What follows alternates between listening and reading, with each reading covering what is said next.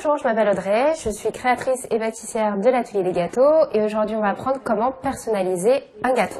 Alors, pour personnaliser un gâteau, déjà il vous faut un gâteau. Donc ça c'est un gâteau yaourt, tout simple, qu'on a fait cuire et laisser refroidir. Donc un gâteau yaourt, du beurre mélangé à du sucre glace, de la pâte à sucre, un pochoir, du spray alimentaire, un petit peu de sucre glace et des petits emporte-pièces.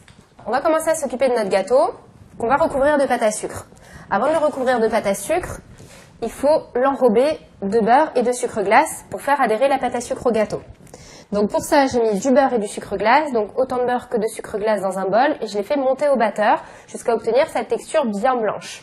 Cette crème, je vais en enduire entièrement le gâteau, en commençant par les bords. Commencer par les bords, c'est beaucoup mieux, parce qu'en fait, vous aurez besoin d'appuyer votre main sur le centre du gâteau.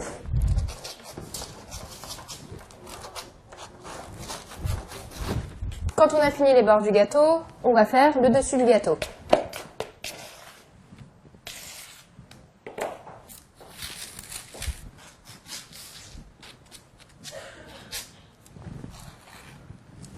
Le gâteau est maintenant entièrement recouvert de beurre et de sucre glace. On va pouvoir s'occuper de notre pâte à sucre. Il faut savoir qu'on en trouve maintenant plein sur Internet. Il suffit de taper pâte à sucre et vous trouvez plein de sites où ils vont vous en vendre. Il faut savoir pour un gâteau de cette taille, soit un gâteau de 8 personnes, il vous faut environ 500 g de pâte à sucre.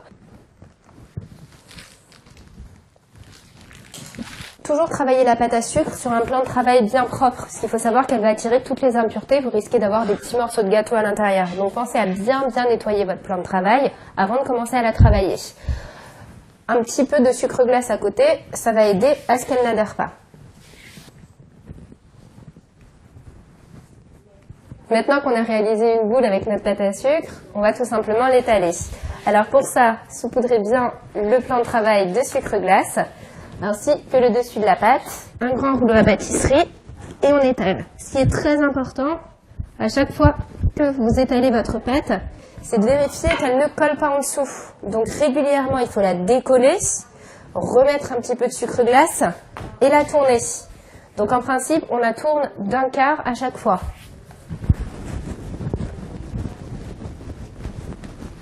La pâte est maintenant étalée, on va la poser sur le gâteau. Alors pour la poser sur le gâteau, il suffit juste de l'enrouler autour du rouleau à pâtisserie. Donc on enroule la pâte et là on vient la poser sur le gâteau.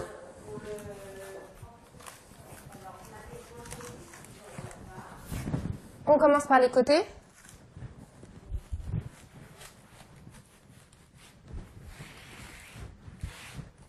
Pour finir, on égalise les bords.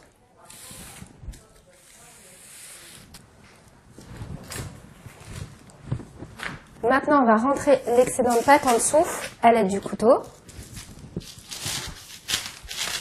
Posons maintenant le gâteau sur un socle. Donc on décolle le papier en dessous et on vient délicatement poser notre gâteau.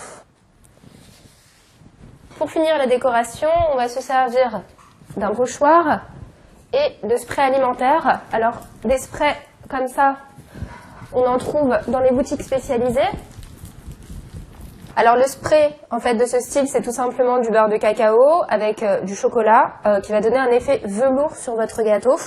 Donc c'est très simple, hein, vous secouez un petit peu et là il suffit juste d'exercer une pression pour que ça sorte. Alors on fait bien attention à ne pas y aller trop fort, sinon vous allez en avoir un petit peu partout. Donc on va y aller assez délicatement.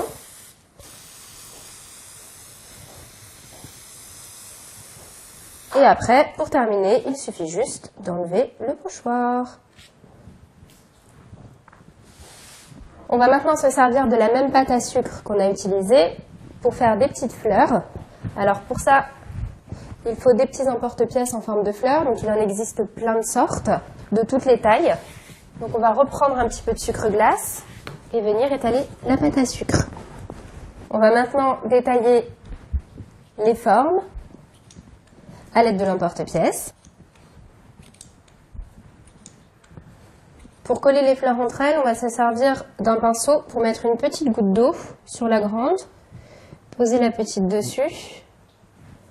Et là, pour l'étaler un petit peu, on va se servir de ces ustensiles qui servent normalement pour la pâte d'amande. en l'écrasant un petit peu.